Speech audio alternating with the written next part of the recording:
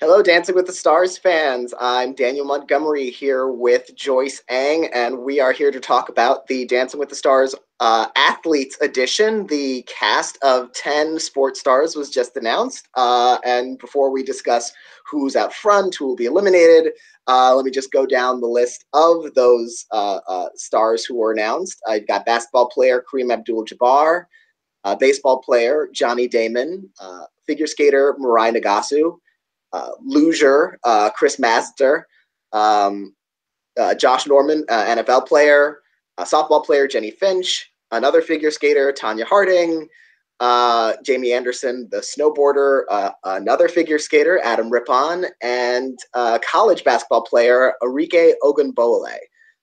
So who do you think, Joyce, is going to win Dancing with the Stars, this 4-week event, which is going to be over before we know it?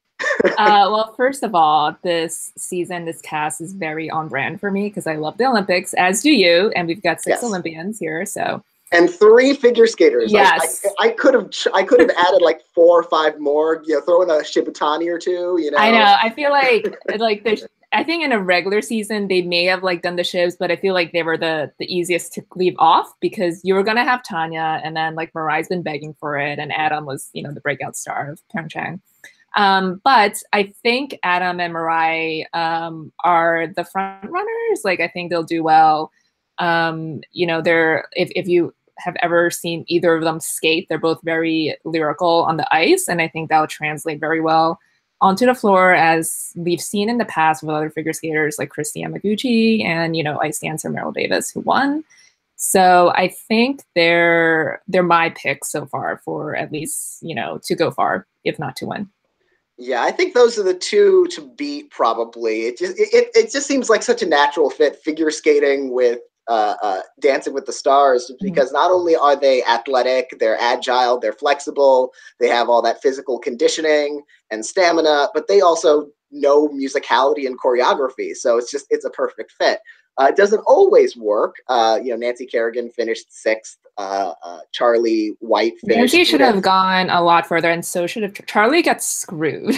Yeah, they both got screwed. I really do think they both deserve to go. Charlie was like the Ralph Macchio of his season. They just kept lowballing him.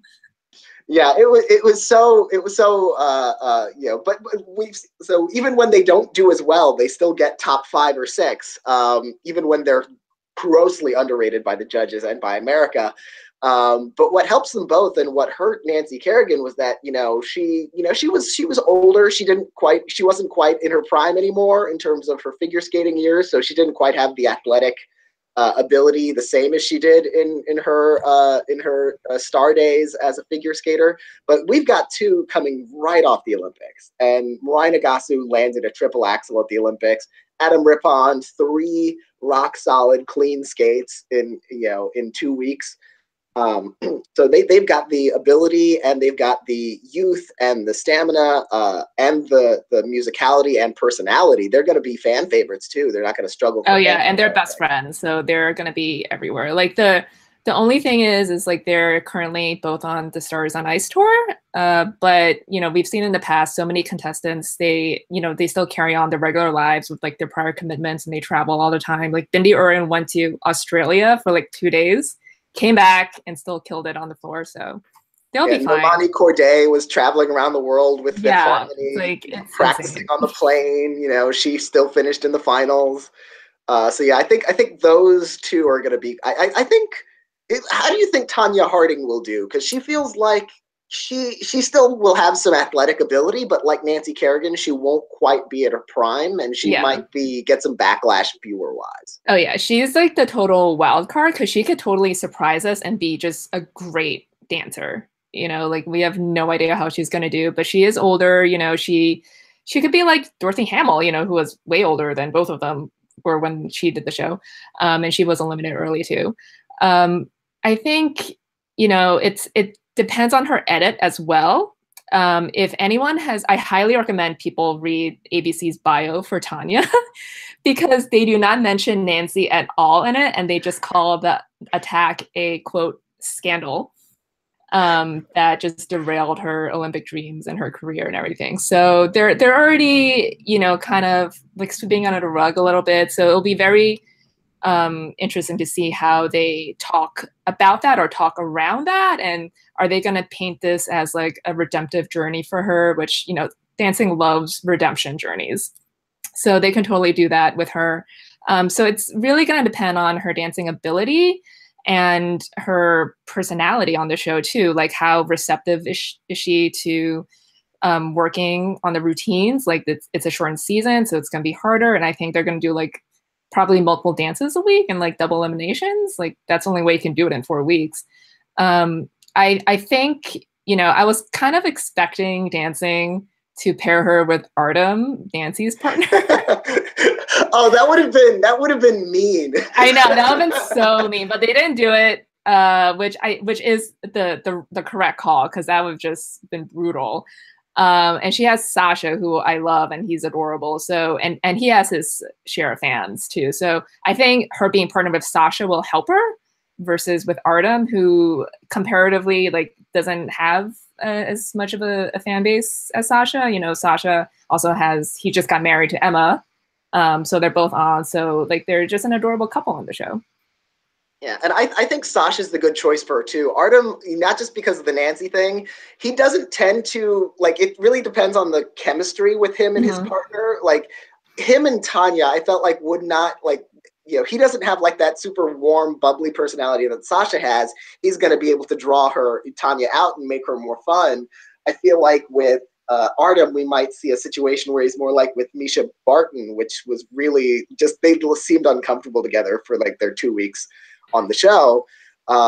So yeah, I'm glad they didn't do that. They gave Artem Jamie Anderson, who maybe that would be a good pairing. I don't know that much about Jamie Anderson's personality. Jamie is very chill. She's just, you know, like nothing phases her. If you've seen any of her interviews, like at the Olympics, I think they'll be fine. I think that one also depends on, you know, her dance ability, and you know we've had, you know, Louis Vito, another snowboarder on, and that was on season 9, where they had like the largest cast ever, and he finished, I think, 9th.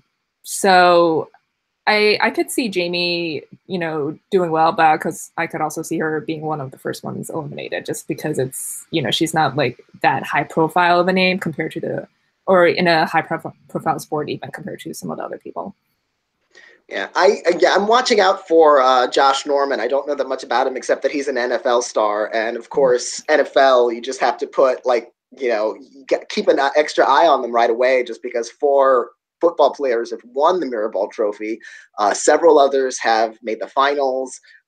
So many have competed. I know nothing about this particular guy. I don't follow football personally, and I don't even know him by reputation, unlike some others who have competed.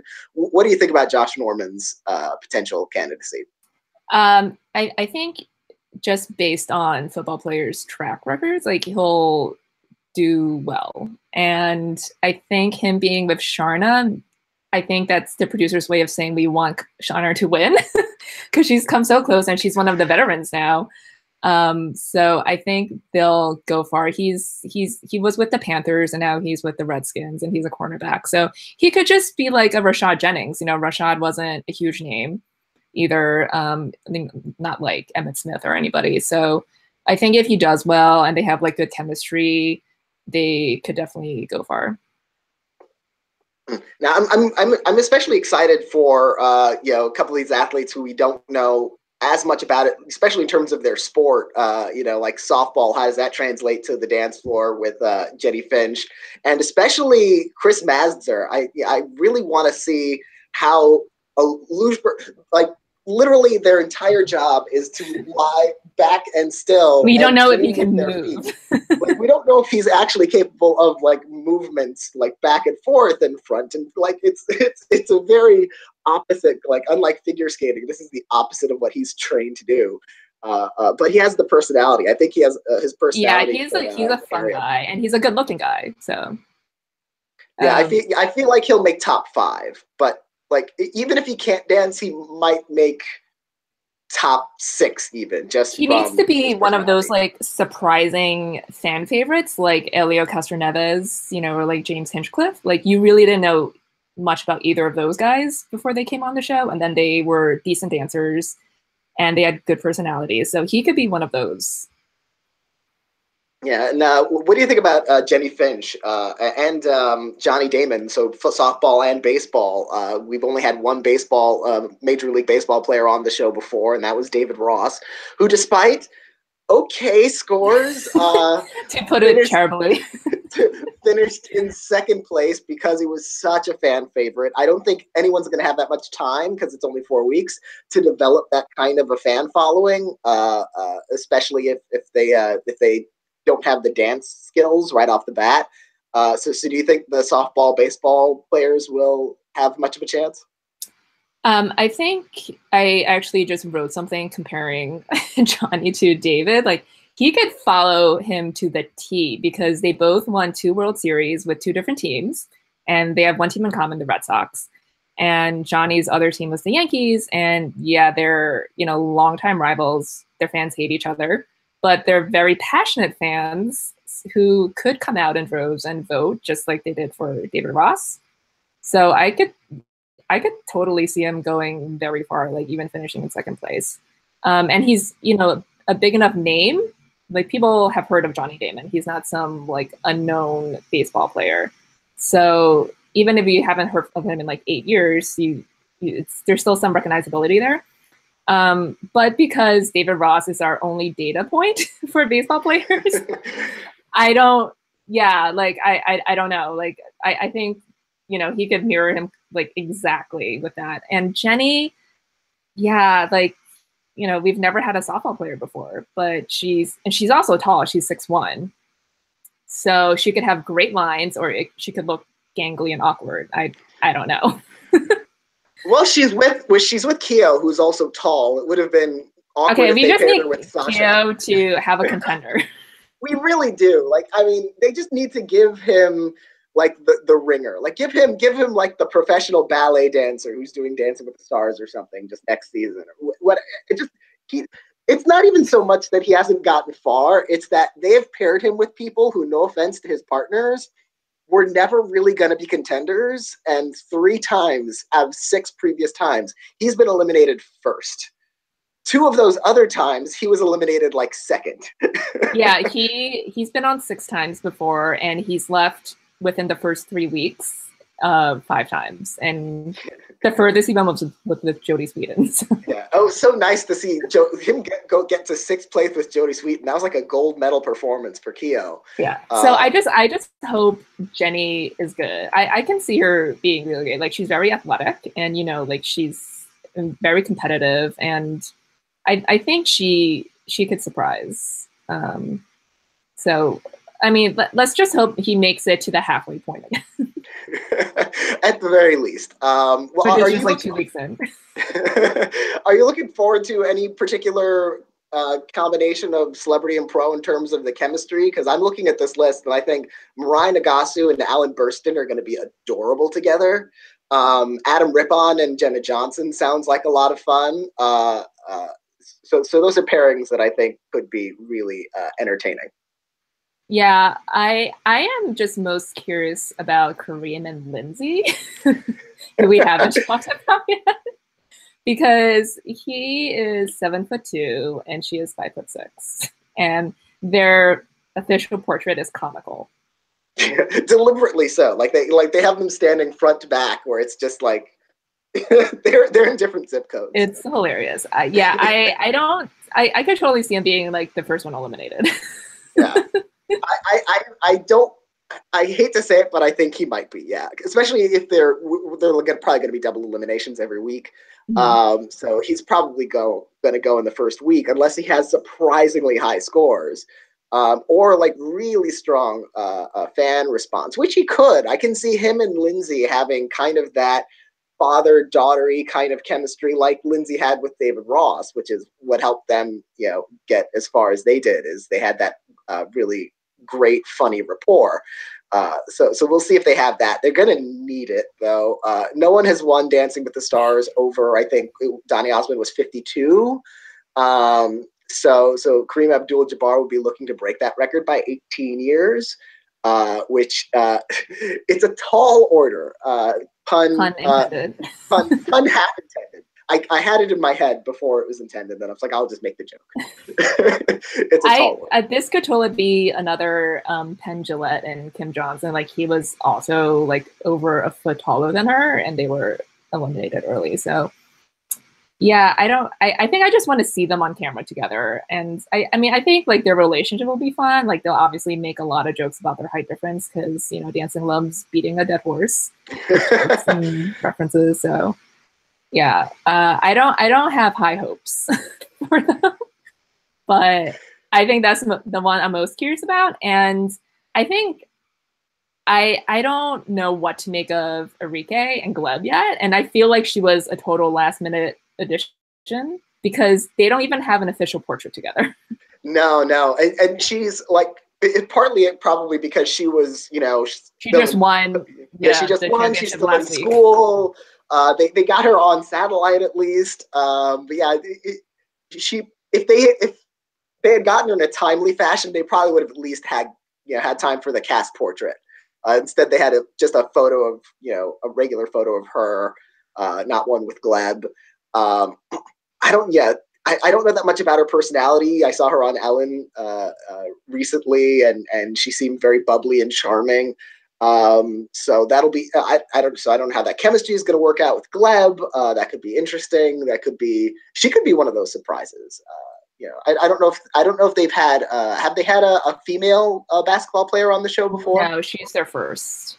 Okay, so yeah, you never all know. of their basketball players have been men, and most of them were retired except for Meta World Peace. Yeah, and it's sort of like with baseball because, you know, the basketball season so closely lines up to some of Dancing with the Stars that it timing wise it would be hard to get a current basketball player depending on the time of year. Yeah. So with that, I'm sure we will talk about Dancing with the Stars more in the coming weeks. You know, a few coming weeks. we'll have at least 4 chances to talk about Dancing with the Stars over the course of the season. So thank you, Joyce, for joining me, and thank you everyone out there for watching.